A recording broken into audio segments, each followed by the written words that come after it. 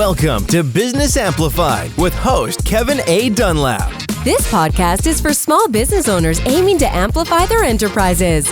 Explore strategies to play a bigger game by becoming an author, public speaker, podcast host, or expanding your brand in other ways. Elevate your business on Business Amplified. Hello and welcome back to Business Amplified. My name is Kevin Dunlap, and today I have a special guest. We met on another podcasting platform where hosts and guests get to exchange information. I can't wait to share some of the stuff we're going to be learning from our guest today. Our guest today is Don. Don, welcome to the show. Thanks for having me. Appreciate it, Kevin. Sorry, I apologize. Oh, no worries. I've had brain farts and stuff like that before, and I used to have a podcast called Life's Little Lessons, and I had a lady by the name of Sabrina on the show, and we were just recording the introduction. Thank goodness that this was a pre-recorded show because I just butchered her name. Wow. To the point where we both started laughing. Like, okay, we're gonna have to start all over again. Okay. So it happens. No big deal. Don, tell us about who you are and what is it that you do and why do you do it? Well, I am a financial advisor, and that's a pretty broad term. There's kind of like many different types of financial advisors. The type that I am is called a registered investment advisor, or RIA. It's a little bit different because there are some advisors that have certain licenses and there are some that do not. And what type of advisor you are is predicated on the licenses that you have. For example, you could be a stockbroker and call yourself an advisor, and you have what's called a Series 7. You could be an insurance agent and call yourself an advisor, and all you could sell is life insurance and annuities, and you just have an insurance license. An RIA has what's called a Series 65, and that really means nothing to the average person other than in my line of licensing, if you will. I have to treat everybody like they're my parents. Now, obviously, most of my clients are my age or older, but there's what's called a fiduciary responsibility, and that's why I chose that. Is it adds a little bit of credibility initially when somebody's doing some research on who they're going to do business with and why they're going to do business with that person, and when they understand these different types of licensing and they understand that there's different tasks that these people can and cannot do legally, the registered investment advisor firm has a lot more to offer a client. So that's why I do it. Now, who I am is I'm pretty much I'm a God-fearing guy that just doesn't like to BS. Just keep it simple, treat people right, and of course that sounds like a sales pitch in and of itself, but that's really what I'm about. I kind of wear my emotions on a sleeve, and once somebody's in the room with me, we gel or we don't. It's really that simple. It's I like to just treat people correctly and just educate people more so than try to sell them things. Well, I've learned, because I've been an entrepreneur for several years, and I was in real estate for 16 of those years. And my first 8 years, I was a real estate consultant. I specialized in doing lease option real estate, and then 8 years after I was doing that for 8 years, I realized I was turning too many clients away, and then I became a realtor on top of that. So I did that for another 8 years. Right. And one of the things I realized, number one, is they're coming to you. They are usually already looking to make a purchase. Correct. I mean, and then if you're being authentic with them, if you show them, I'm not trying to dupe you, I'm not trying to do anything like this, right, then they feel more comfortable, and then there's a better chance of them wanting to do business with you, or at least continue doing business and possibly even refer you. Is that your experience? It is, and my business is a little bit different. Whereas, in real estate, it's transactional, and you're only as good as your last transaction. Whether you're a buyer's market or a seller's market, whatever type of contract you're going in with. But in my line of work, you're kind of you're hoping they're going to use you for an extended period of time, and then God willing, when that person passes away, you might have the children or other beneficiaries that would utilize you as well. So you're kind of almost having to prove that you're genuine all the time. It's not just that first interview and the first closing and the first sale, if you will. It's kind of you've got to you're they're kind of keeping you like luggage, they're keeping you for a long period of time, and that's kind of the analogy I use with people. You're kind of stuck with me if you decide, so it's that's the part that I actually enjoy. I purposely schedule my meetings with clients vastly apart from, like, I don't book one on the hour because I like to talk. I'm Italian, the hands got to move. I gotta, and I like to talk. I like to just fellowship, if you will, with people, and that not only is not part of the sales process, in my opinion, but it's just part of just letting people know that you truly care about them. When you have somebody come in for a review and you remember the name of their dog, it's pretty cool. They respect that.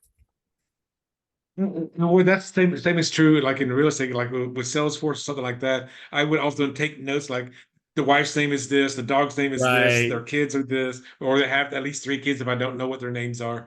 That way, before having that second follow-up interview, or maybe this 3 years later, and they are needed to change. In your case, they need to change their policy. In my case, they need to upgrade their house or downgrade their house. Sure.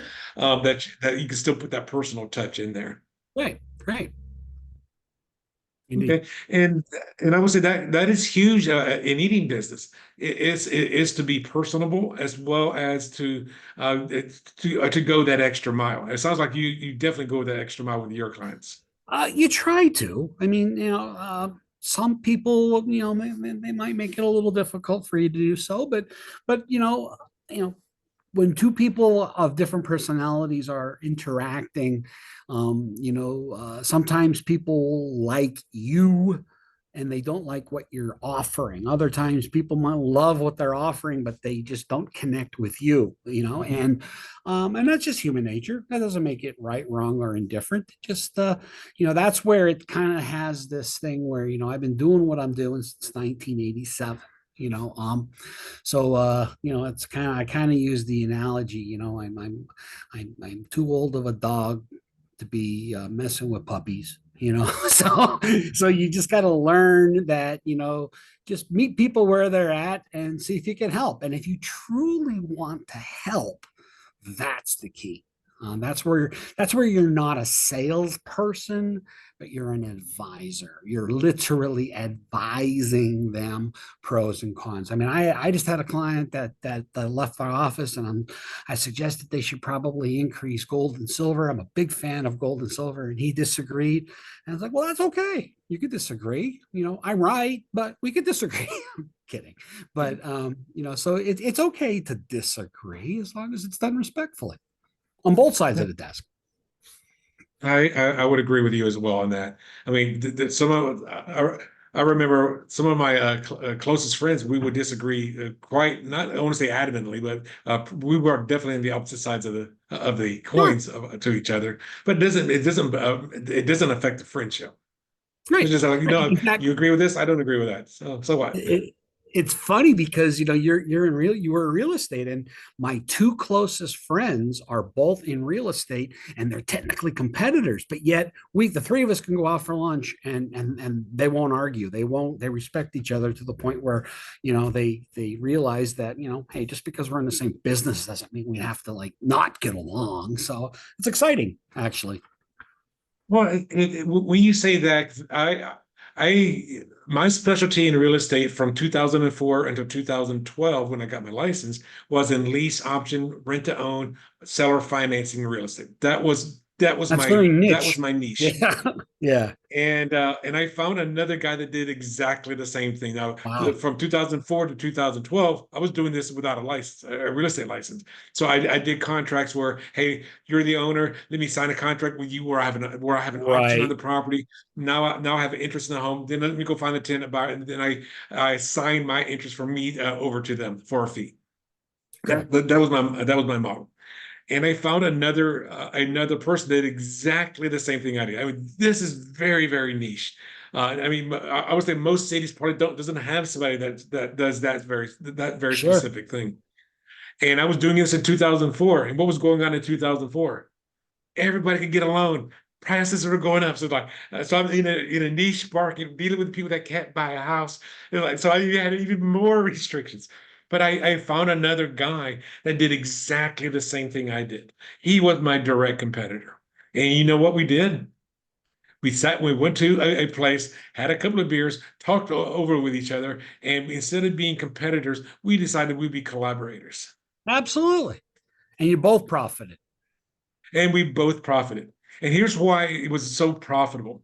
Because let's say he had 15 homes. I had 20 homes. And guess what? By me marketing his homes, and we would split the fee 50-50, There you go. is that now basically I've doubled my inventory, which means my clients that are looking at my properties that probably don't know who he is, or now say, oh, look at all these properties that he has. Now, from the buyer's perspective, the lease optionee's perspective, they have all this inventory going through my company. Number two, I had more inventory, so that was a win for me. Number three, for the other guy, the competitor, now he's making money half the fee without even having to do any of the work because I was doing Sure. it for him. And Sure. guess what? The owner now has, that's key number four. The owner now has two people marketing his homes for the exact same commission or the exact That's same a fee. no-brainer. That's a no-brainer. I mean, and if you would have been like working together under the same EIN, that wouldn't be the case. But the fact that you're Hmm. opposite and in the way you're structured, it was just more of a co-op type thing. And that's just brilliant. I have some financial advisor friends that don't have the licenses that I do, and they don't sell some of the things that I do, and they refer business to me. And that's awesome, and likewise, like I don't deal with a lot of different types of regular insurance. So I don't deal with like homeowners and auto and health insurance and stuff that everybody needs, but I'll farm that stuff off to a friend of mine. And we're technically, if you will, competitors, but we break bread together and share the wealth. And if more of that went on in this world wouldn't be so crappy. There'd be just a lot more just mutual respect. And I think that's, my the first book I wrote was called "In God We Trust, the Dollar We Worship," and it was all about people worshiping the dollar. And you could be broke and worship the dollar. It doesn't mean you have to be rich. So it was a learning experience in and of itself. So tell me more about that, because how many books have you written? Because you said my first book, so I'm assuming Oh yeah, there's a second. I've written four. And the first one was "In God We Trust, the Dollar We Worship." And there's a lot of Bible based things talk about like what God says about money. I just always intrigued by that. The second book was called "Five Steps: Your Guide to Financial Health," and that was more indigenous of an actual like, hey, I'm looking for a financial advisor. What should I look for? What should I not look for? We talk a lot about those licenses and things, and do I need somebody who's a fiduciary? Do I just need a life insurance guy? So that was the second book. The third one was really just almost like a self-help kind of thing that I have on my Amazon author page. I think I have it at like 99 cents. It just talks about what happens when you get downsized or you're losing your job, and it's like, what do I do? A lot of people have these 401ks and IRAs. They just leave them where they're at. So this is like, what should I do with my money if I'm changing jobs? Should I roll it over into their plan? Should I roll it over into an IRA? There's a lot of things that people need to know. And that's why I make the book 99 cents. I don't even want to make money off of it. I just want people to be able to be helped. So, I can't do it for free on Amazon, but I'm making 99 cents. It's virtually free. And then the one I just released in December is called Awoken. And that's a spoof off of woke, because the kids these days, everything has to be woke. And, it's kind of funny because when you have a holiday dinner, there's things you're not supposed to talk about. You're not supposed to talk about religion. You're not supposed to talk about the government. You're not supposed to talk about politics. You're not supposed to talk about money. That's what I wrote about. Everything you're not supposed to talk about at Thanksgiving, I put in this book. So if you don't want to talk about it with your mom and dad, you can read the book. So it's fun because it really does all play together. It does. It all works off of each other. And that became a bestseller internationally in 2 weeks, which is crazy because I don't classify myself as an author. It's almost like a hobby. So it was fun. Do you give your books away, or sell your books give your books Yeah, to your they're kind of, clients? yeah, it's kind of like a real expensive business card. I mean, they, I, it's funny. The first one I learned from this mistake though. The first one I was just giving all of them, hundreds and hundreds of them. And when I started seeing the books that I gave away on used bookstore websites for like $3. I'm like, really? You couldn't have just given it to somebody. I gave it to you. So, I think differently now. And I realize that, if somebody actually does pay a couple of bucks for a book, then at least they got some skin in the game. They're probably going to read it. And it changes things though. I mean, it shows that somebody's genuinely interested, not in what I'm saying, but in the topic. So I stopped doing the giving away for free. Now clients I will, and a lot of times if I do a seminar, I'll give away a few and have door prizes, etc. But it's I don't know. Some days I'm an author that's a financial advisor. Some day I'm a financial advisor that's an author. Depends on who's sitting across the table from me, I guess. Yeah, that's funny that you say you've written 4 books, because I've also written 4 books. Awesome. My first book was in 2015, and it was on lease option real estate. I mean, and the Okay. funny thing is that book sells more frequently in the UK than it does in the US. Yes, my most recent one I sold in Japan, in the UK, in Australia, and in Canada, like more than I did in the United States. So I agree. I agree with what you're saying. Well, I'm going to redefine something for you, and I would definitely want the listeners to listen to this, because one of the things that I do is I do have a book writing program where Oh I wow. teach people how to write a book. It's going to be a nonfiction book. It's not going to be how to write the next Star Wars. I mean, I'm not going to be. I don't teach that. But the thing is, when you become an author, and let's assume you've got good content inside that book. Do you know where the word author is derived from? I know it's Latin. It's what comes from the word authority. Oh, how about that? So if you're writing an Interesting. author, and you talk about financial planning, I was talking about lease option real estate. If if and it has good content, now you become the authority on that content. So if Don here wrote a book on financial literacy, and I'm also a financial planner and with the same licenses, and I don't have that book, Don automatically in the people's mind is more of an authority on the subject, and therefore they may want to work with him more. And That's yes, awesome. the book is a glorified business card. It can Mm, be. Now, yes, you sure. can get one for a business card for under a penny. But then again, if you've got a book that takes, let's say on Amazon, it takes $7 to print, and you're selling it and you're giving it away. But that gift means that they're going to do business with you, so they're going to pay you $1,500. That $7 Absolutely. is a write off. That's absolutely the best $7 you could spend. I agree. I agree. So my thing out there for those of you guys, doesn't matter what your topic is, doesn't matter what you teach. That doesn't really matter. But go ahead and start putting together a book. If you don't hire me as your business coach or as your book writing coach, hire somebody else. And Well, and that is crucial.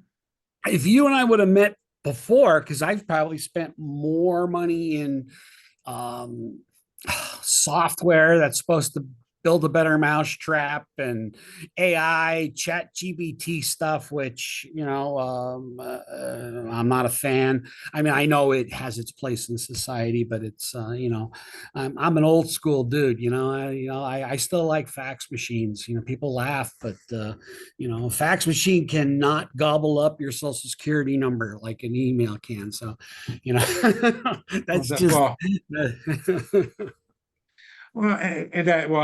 I must admit, I've never really had a fax. I did for a couple of years, way back in the day when I was first getting started. mm, When you're in real estate and you need to send a contract, email was still not.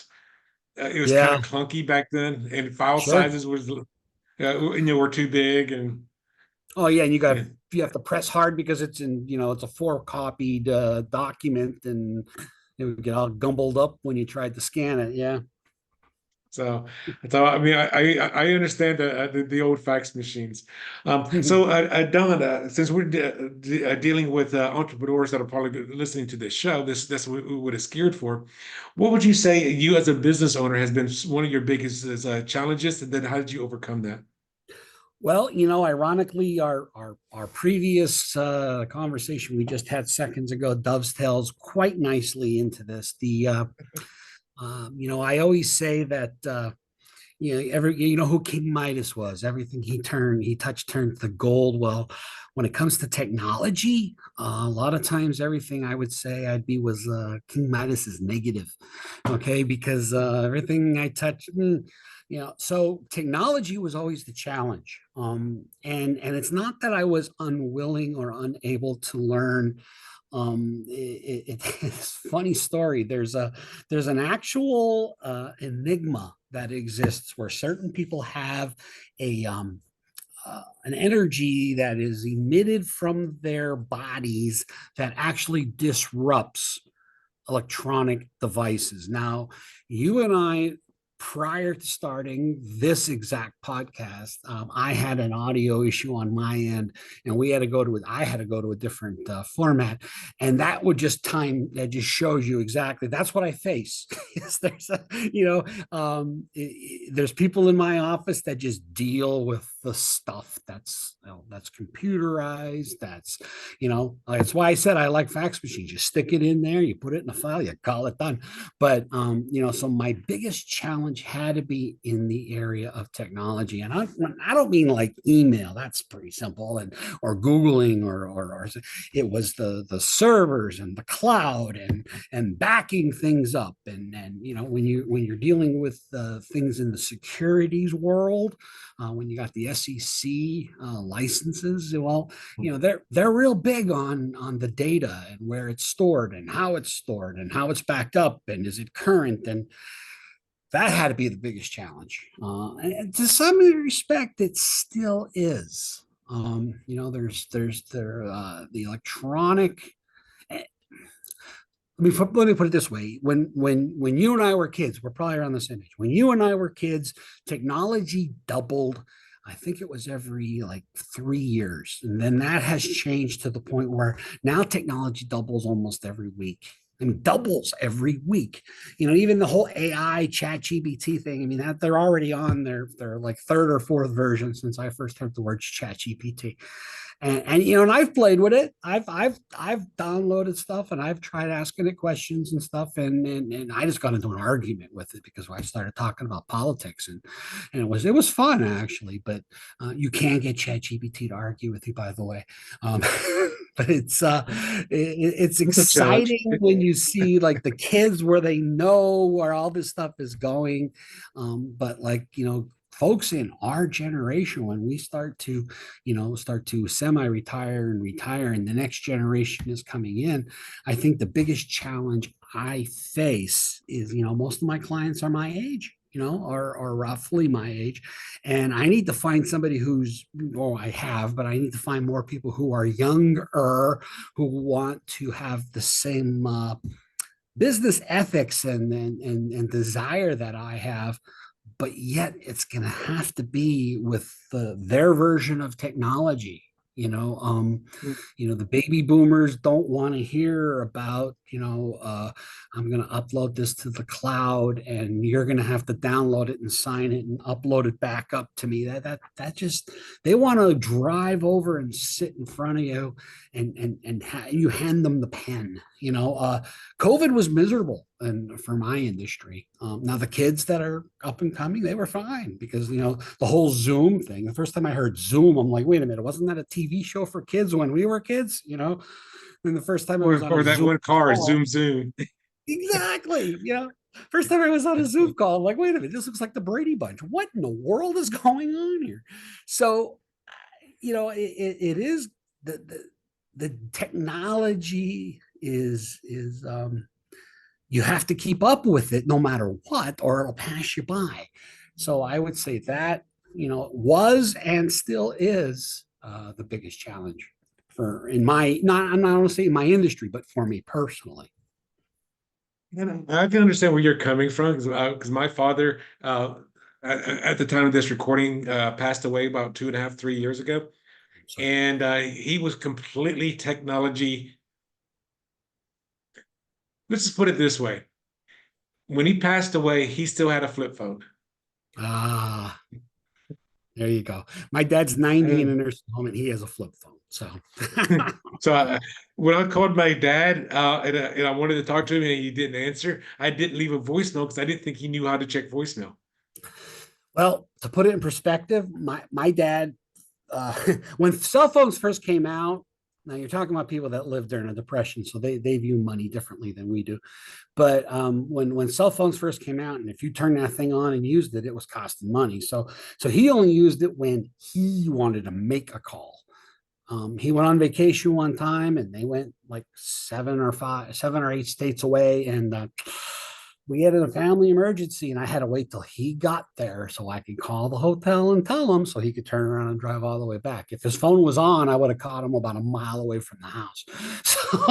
So it's it just that's a perfect example of Mhm. well, this is going to cost money. I'll use it when I want to, not realizing the true benefits of what it actually can do. And sometimes it's like baptism by fire. Yeah. Then we finally learn. Well, a story that I sometimes say, because you talked about you need to adapt to the new technologies. You can't just ignore it. And it's a thing that said, let's say you had a bicycle shop and Mhm, you love selling bicycles. mhm. That was your passion. So watch that kid get his first bicycle or get that older person because now they retired, they want to get some exercise, so they're buying a new bicycle, and Okay. you got your bicycle shop, and then this new fad came along. This new fad called the internet. And he Nah. said, "Dad, the internet's not here to say. It's just a fad. Nobody's going Yeah. to, people want to shake people's hands, sign a contract in person. I'm going to completely reject the internet." Now, those people are probably out of business now if they didn't adapt to the internet. The same Exactly. thing to me is true with today with AI and other new technologies. If you don't adapt to it, you are going to get left behind. So if you're Absolutely. not a tech savvy person, guess what? Hire somebody. And that's what I ended up doing. And I realized that, how's it go? The mother of necessity is what's holding you back. And I hired a firm that deals with all of this. I don't want to say junk because it's not junk.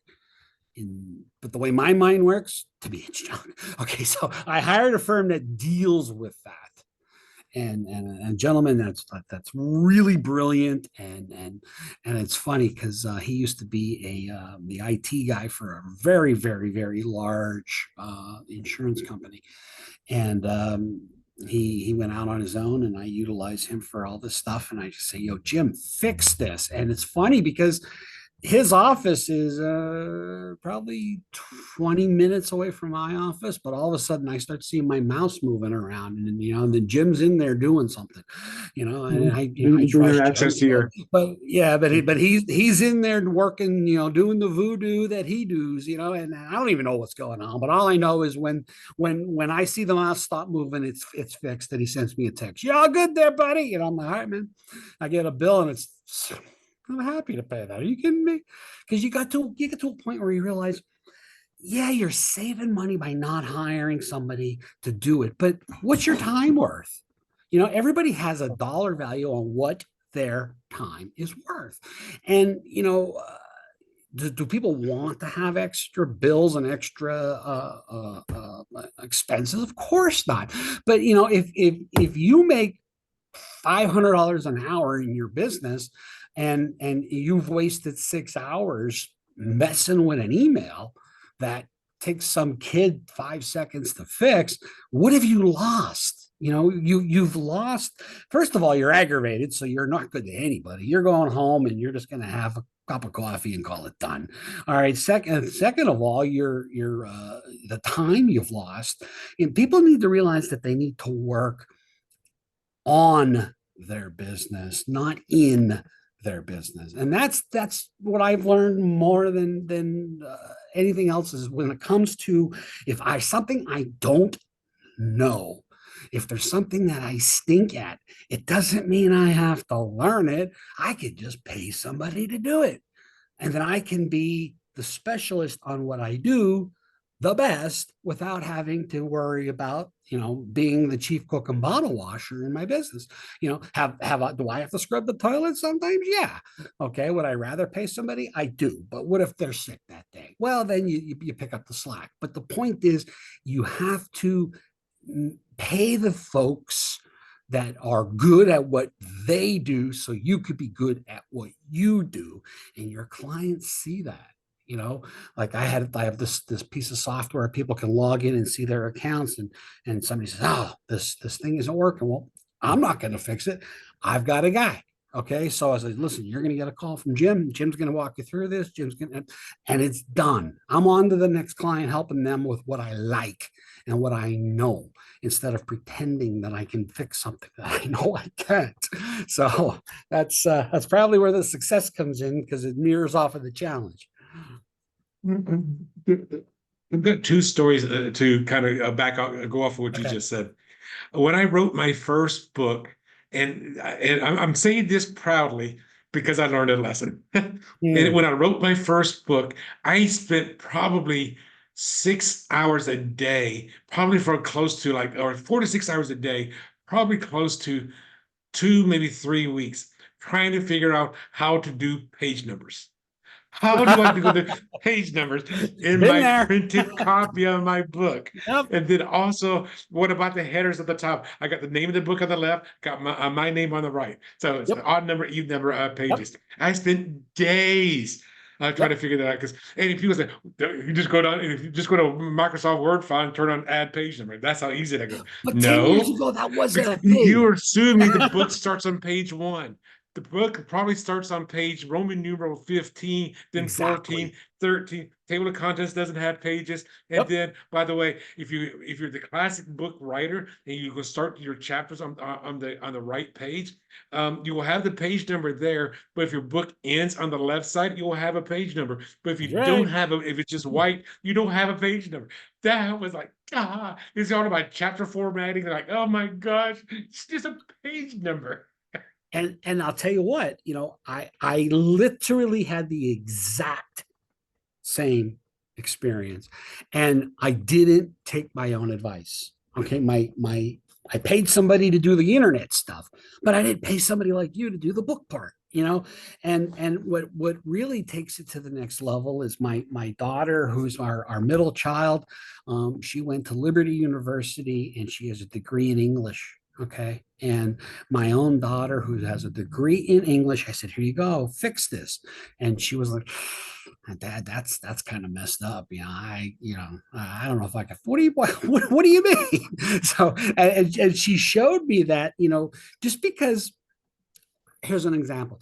I love to cook, but that doesn't mean I should own a restaurant. Okay. So just because you want to write doesn't mean you should necessarily just start writing a book. You really have to have an outline and a format that I would just type and just keep typing and keep typing. And I would put book, titles and chapters and move stuff around like it was a jigsaw puzzle, which is like an ADHD version of trying to do something like that. And it really, really, really just, it was kind of backwards. if you will.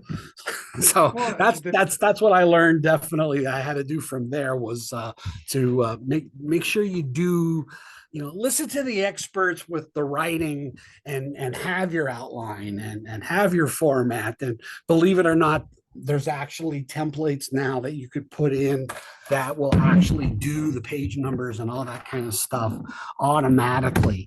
So it's kind of once again, technology finds a way. Well, because I know in all four of my books, they were all somebody else is the one that that did the cover design. Somebody else did the formatting. Somebody else did the formatting into a Kindle version. Somebody else, if I'm going to write a hardback book, they're going to have the inside and outside. That is way beyond me. The only thing I need to know is how many words are going to be when I'm done. How many words are in it? Because that's going to determine the thickness of your spine. Because if you've got yeah, so there's so I don't much that know. goes I'm not into going to count them. Well, and the other story I wanted to say kind of quickly, actually, it's going to be a two-part story, is that everybody knows who Gerald Ford was. I mean, he was the founder of Ford Motor Company. Right. A lot of people think he's the one that invented the car, and he's not. That's right. He's the one that invented the assembly line to making the car easier. Right. And he's also the one that, well, it was his company, not him himself. He's also the one that made the very first 8-cylinder vehicle. Because at that time, four-cylinder was the best they could do, but he wanted more power. Right. Now, here's the thing I learned about Gerald Ford, because he didn't do all this himself. He had a team that did it. I mean, he was a high school dropout, I believe. And somebody says, and I need to answer that question, because he would pick up the phone, hey, get Bruce in here, or get Monica in here. He would just say, I didn't know who to talk to. And that's how people should be running their businesses. Exactly. Now, he was also very, very inventive. And I heard about this on a story I saw on a documentary on him. Is that he's the one that like the seats and stuff like that. That was made out of wood. Back then, a lot of things were made out of wood. Now, when they were making the seats, they would have these little pieces of wood that was left over, even like say like sawdust. And to him, and Ford hated waste. He absolutely hated waste. So he invented something with that wood. Composite. You know what he did? He made the very first wooden charcoal, or the wooden bricks for barbecues. Wow. So people bought one of his trucks. They would take one of his, take a barbecue thing with them in the back of their truck. Take the wooden briquettes, and now he invented the picnic. That's awesome! Oh my gosh, that's awesome. So my thing is with those two stories is to think outside the box. You don't have to be the expert. I mean, Don basically just said it. I'm just reiterating it. You don't have to be the expert, but start surrounding yourself with people who are the experts, and don't be afraid to ask for help. Well, that's why a president has a cabinet, okay? Because there's no way he could be good at all of those jobs. And that dovetails into a lot of the political stuff that I like to talk about. But the president's cabinet is, the so-called specialists in each of the fields that are meant to advise him. So they go out, and each of them have a team, and each of those teams have a team. And now we have government waste. But anyway, the point is, there's ultimately a bunch of people that can now come together in a room, and now they can have a consensus on what is to be done based off of each person's expertise. So it's kind of interesting. Just the final decision maker. That's right. That's right. With the veto power, right? With the veto power. So Don, as we're wrapping this up, if somebody wanted to talk with you about their finances, and their planning, how can they get a hold of you? Well, my website is gfs-advisors.com, or if they just Googled my last name, Galade, Galade. Most search engines in Google and stuff, my business website comes up, and my book pages come up from Amazon, or if they just did dongalade.com, that's the page, that's the site I use to talk a lot about my books and podcasts. And once this is done, you'll send me a link, and I'll put it on my podcast too. So maybe some of my listeners who are about to write a book, they'll call you and utilize your services too. So it's That's the thing is, if you're going to be stepping outside your comfort zone, writing a book is a great way to do it. And again, by being the author, and assuming again you've got good content, that right, makes you the authority. right, absolutely, absolutely. And by the way, as Don just said, and it's even true myself, I make more money from giving my book away for free than I do by selling the book That's right. for Amen. sale. Yeah, yeah. Because It sounds counterintuitive, but that's because it is your glorified business card. For an right, example, I'm going to toot my own horn. Let's say Don has a speaking platform that my ideal clients are going to be at. So I can go there and give away my book at that platform, or give them an electronic copy of the book, an ebook version, which that's is right. free anyway. Exactly. And now I could close 10-20% of those people just because I gave something away for free. That's right. That's right. And I all of my clients, it's funny because if you're an older person, they want a physical copy. They like to physically turn the pages and stuff. But a lot of the real old fashioned people want the actual book. But like I'll say, hey, I want to get this for my kid. I'm like, well, here, I'll email it to you, and then you can send it to the kid because they're going to read it on their phone anyway. And so there really is a niche for each format. There are going to be always going to be people who want the physical copy, but then there's going to be those that even if it's not a matter of I don't want to pay for it, they just don't want to deal with the book. They'd like to sit there and scroll through their phone, and that's cool. Just different formats for different people. Well, there's another format that I prefer. It's going to be the audiobook, because I like to listen to books when I'm driving long distances. Yeah. And when I was in real estate, I drove a lot of long distances.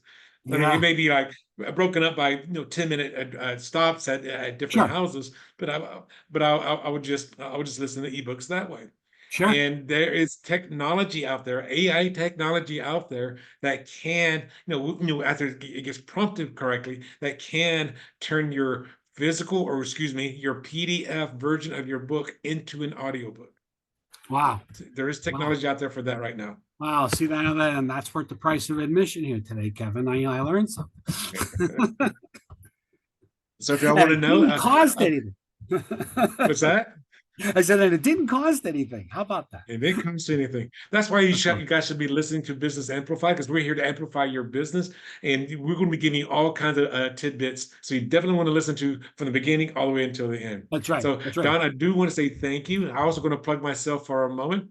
We are still looking for other people to join us on this podcast. So if that's somebody that you'd be interested in, we do pre-interviews to most people. And you can to go ahead and register for our pre-interviews, just go to our website, which is at Optimal, OPTIMAL, Performance Academy.org/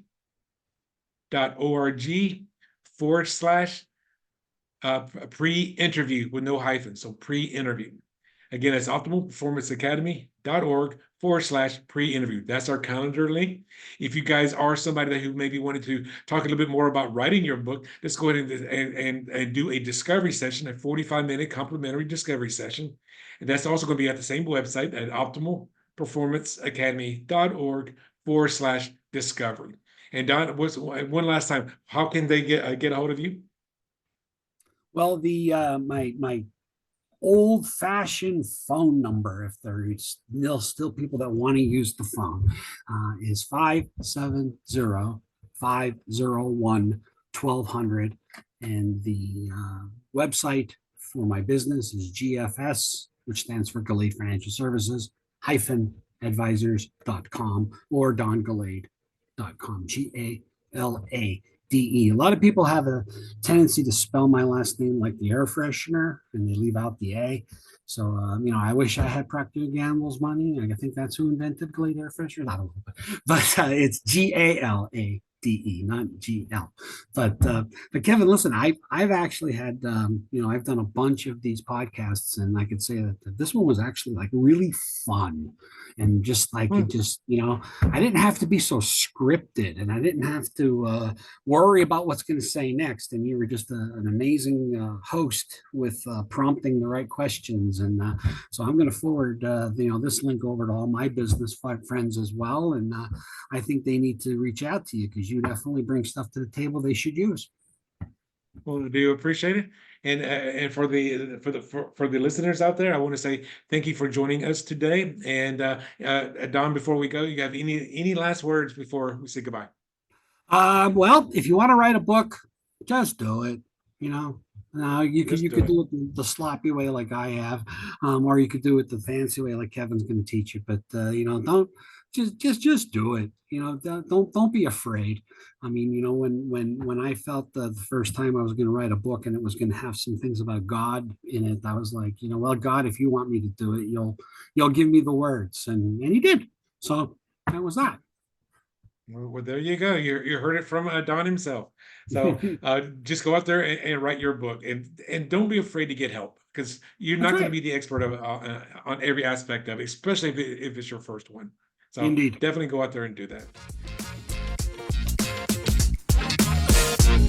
Thanks for tuning in to another empowering episode of Business Amplified with Kevin A. Dunlap. If you found value in today's insights, don't forget to subscribe, rate, and share the podcast. Keep amplifying your business. And remember, your success journey is our inspiration. Until next time on Business Amplified, go out there and make your business thrive.